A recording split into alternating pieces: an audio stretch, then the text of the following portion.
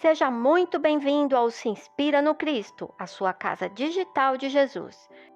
E vamos dando sequência aqui às nossas reflexões e os convites para a reflexão da semana. Vocês sabem que a gente te convidou no primeiro episódio aqui da nossa conversa sobre Lázaro para uma viagem inusitada. Um velório, um sepultamento e um grande milagre. Então vamos cá para a nossa viagem a respeito do adoecimento de Lázaro. A gente está tomando por orientação para essas reflexões a visão de João no capítulo 11. E eu quero ler para vocês agora do versículo 7 ao 10. Depois disso, disse aos seus discípulos: vamos outra vez para a Judeia. Disseram-lhe os discípulos: Rabi, ainda agora os judeus procuravam apedrejar-te, e tornas para lá? Jesus respondeu: não há 12 horas no dia? Se alguém andar de dia, não tropeça, porque vê a luz deste mundo. Mas se andar de noite, tropeça, porque nele não há luz. Pois bem, meus amados, o que dizer desta passagem, né? Cada versículo do Novo Testamento com os ensinamentos de Jesus é uma aventura na curva, né? Então vamos lá, aqui a gente já sabe que pessoas tinham vindo até Jesus notificá-lo sobre o estado grave de saúde de Lázaro, sob pedido de Marta e Maria, que eram as irmãs de Lázaro, a quem Jesus tinha por amigos pessoais. Vamos lá, o que será que Jesus quer dizer quando ele nos fala sobre as horas do dia? E por que será que Jesus decide voltar à Judeia, onde já havia um certo rebuliço das pessoas querendo causar uma confusão com ele, inclusive apedrejá-lo? Vamos começar aqui por isso, dele querer voltar para a Judeia. Será que esta passagem, este trechinho da passagem de Lázaro, ele nos ensina que enquanto o tempo sagrado, a gente vai chamar do tempo sagrado o tempo da nossa vida, né? Lázaro tinha aquele momento grandioso e nós, alguns inclusive do que estão aqui ouvindo, podem estar vivendo o seu tempo sagrado. São aqueles momentos de virada de chave, de encerramento, são os lutos emocionais, mentais, afetivos, as finalizações das correntes que nos aprisionavam onde não deveríamos estar, porque nós fomos feitos para brilhar enquanto criaturas divinas, né? Cada um de nós está vivendo o seu tempo sagrado e Lázaro naquele momento estava vivendo dele, porque ele fazia parte de algo grandioso, que era a manifestação de um milagre estrondoso de Jesus. Então, enquanto o tempo sagrado de Lázaro se cumpre, Jesus retorna ao lugar que era arriscado para ele estar. O que nos fala de Jesus? Será que ele está nos falando do respeito ao tempo sagrado que cumpre todas as coisas? Os desdobramentos, as consequências, as pequenas ações que vão abrindo várias outras alternativas de ação. Não está nos mostrando que Jesus se ocupava de fazer o necessário como um grande estrategista que ele era? Não está nos dizendo isso?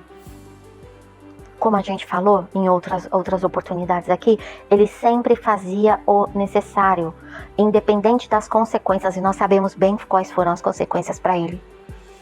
Ele fazia o necessário na compreensão do macro, na compreensão das coisas gigantes que aconteciam e que nós, e tenho certeza que os seus discípulos e os que andavam em volta dele, não tinham sequer consciência do que estava acontecendo além daquilo que eles podiam ver.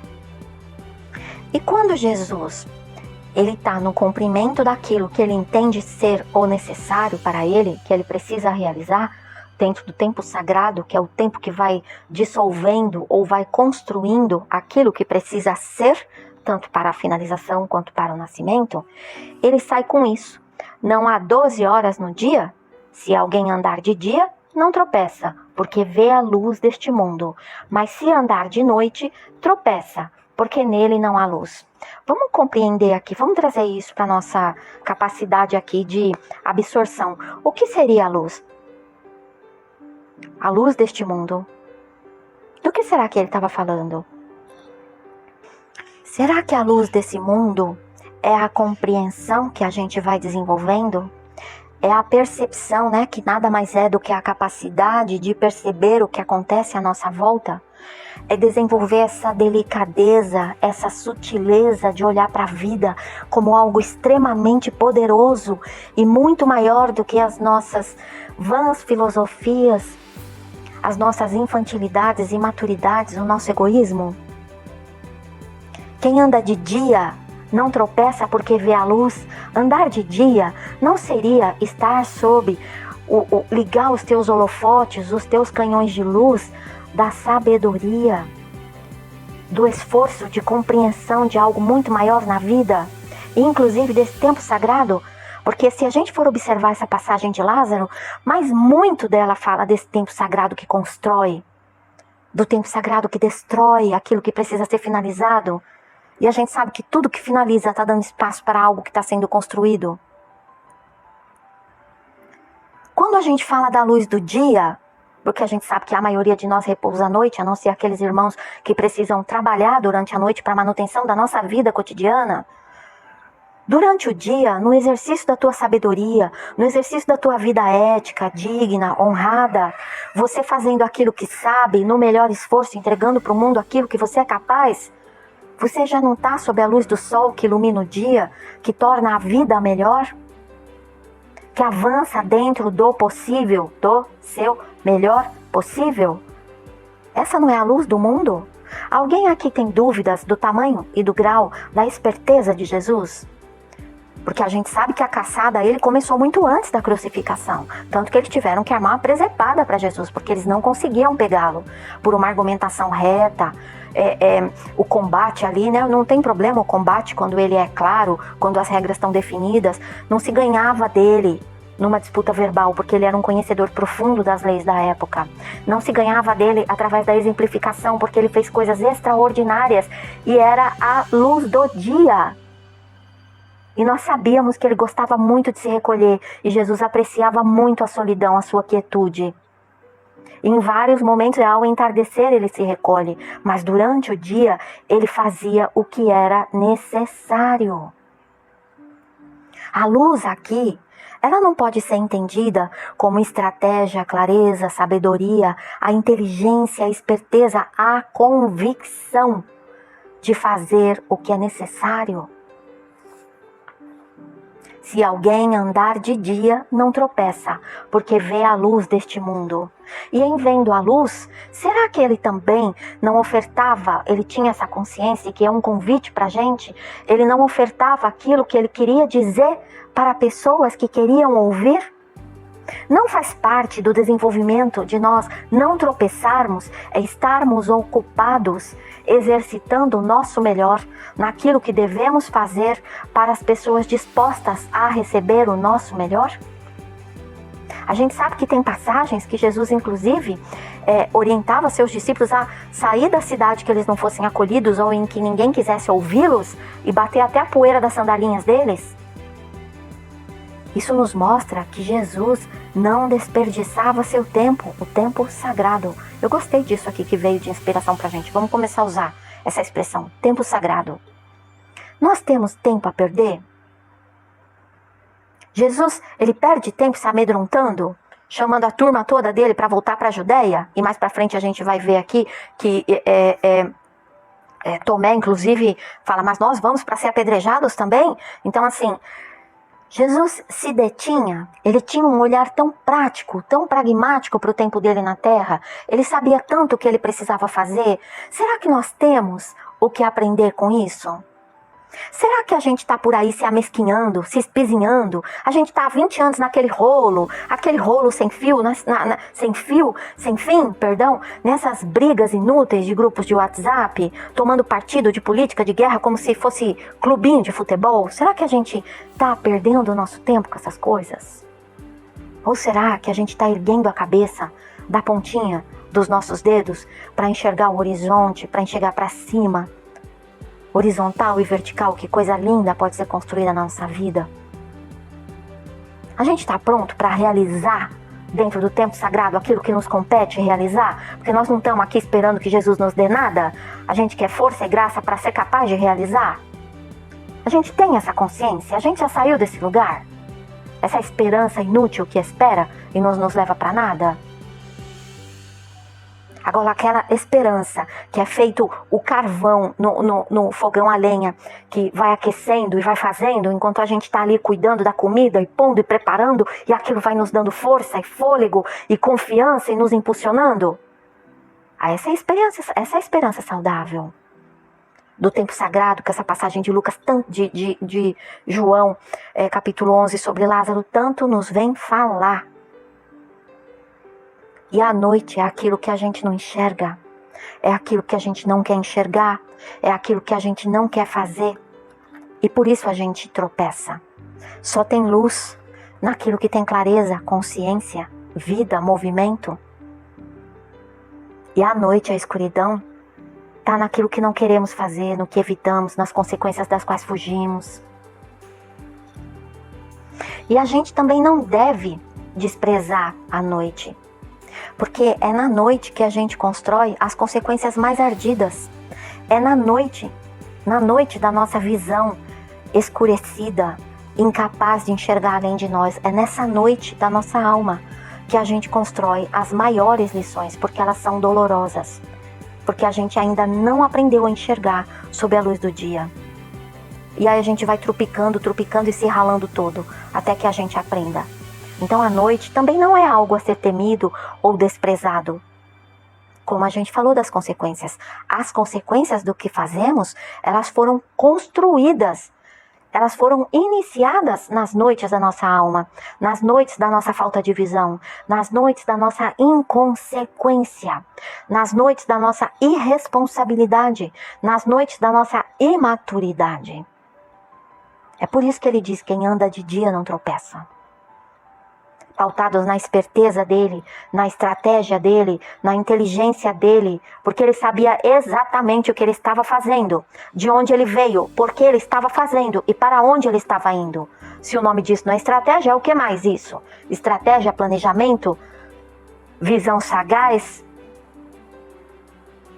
E imagine o material humano, o capital humano de que ele dispunha naquele momento. Eram aquelas pessoas desesperadas, carentes de todo cuidado. Mas ele não se afobava, não se angustiava, não se desviava daquilo que precisava ser feito, porque ele andava sob a luz do dia. Ele sabia exatamente o que ele estava fazendo. Ah, mas caramba, como é que a gente vai saber exatamente o que a gente está fazendo? A gente não sabe. Mas ele fala com a gente, através das nossas intuições, através de frases que nos chegam, através de uma leitura que fazemos, através de algo que vemos de útil, numa TV, num canal do YouTube, numa coisa no Instagram. Quando você busca, quando você está aberto, aquilo que ele precisa que chegue até você, chegará através de um exemplo que você observa, mesmo que seja de outras pessoas com quem você sequer tem contato. Isso é luz do dia chegando para você. Isso é sinalização para que você não tropece. Você está atento? Você está atenta para tomar para si essas lições? Quando a gente começa a ouvir de verdade, quando o nosso coração entra naquilo das passagens descritas de Jesus, são grandiosas as suas lições. Quando aquilo que há de mais sagrado em nós, que é a nossa humanidade, que não é pecadora, denegrida, imunda, não. Jesus esteve entre nós para nos erguer no melhor de nossa humanidade. E é de dentro dessa humanidade que a gente é capaz de construir dias ensolarados para a nossa vida, para a nossa comunidade, para a nossa sociedade, para o nosso planeta. Você já deixou o seu like aqui? Não quer contribuir com o nosso sol? Deixa seu like, compartilha, se inscreve, clica no sininho para continuar recebendo as notificações do nosso conteúdo.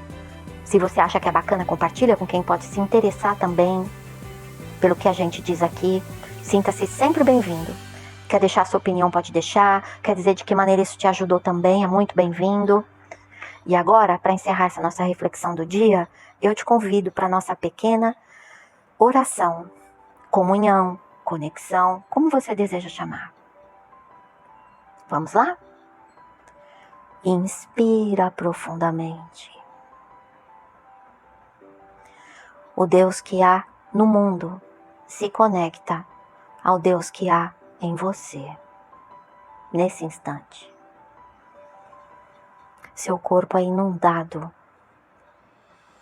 pelo divino que mantém a vida, cuida da manutenção da vida. Quando você expira, o que há de sagrado em você é enviado ao mundo.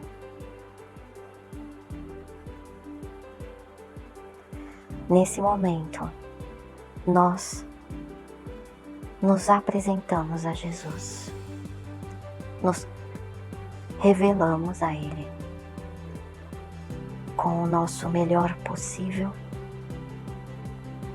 e no melhor esforço de lapidarmos aquilo que já estamos conscientizados de que necessitamos atuar.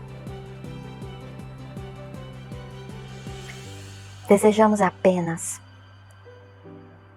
pedir a Jesus que nos contemple com clareza, nos auxiliando na compreensão de nosso tempo sagrado.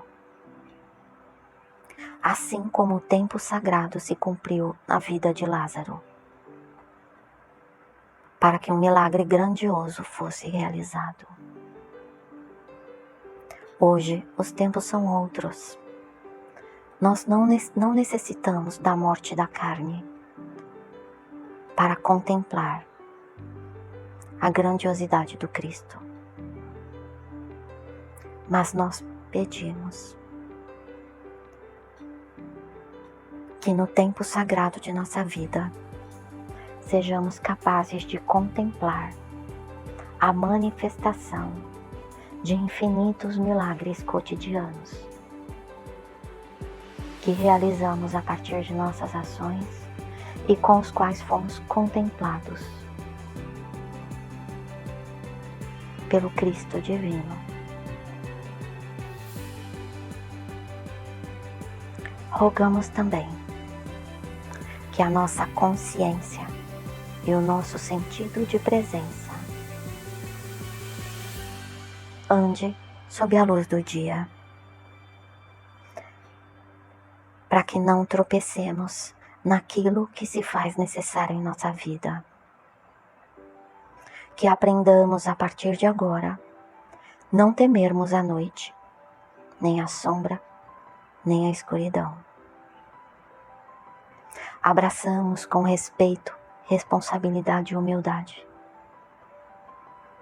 os ensinamentos que a noite, a escuridão e a sombra nos trouxeram, bem como as consequências de nossos atos, que por desconhecimento geraram dor para nós e para outros. É assim, inteiros, que nos apresentamos a Jesus, sem máscaras, sem ludibriar, sem se esquivar, no esforço de nossa melhor consciência. Atentos ao tempo sagrado de nossa vida, à luz do dia em nossas ações e as consequências que vêm da noite de nossas ações. Inteiros seguimos, amparados em Jesus, protegidos por Jesus, abençoados por Jesus. Nos entregamos para mais este dia ou para o descanso, conscientes de que assim será, se permitirmos, e assim é, se decidirmos.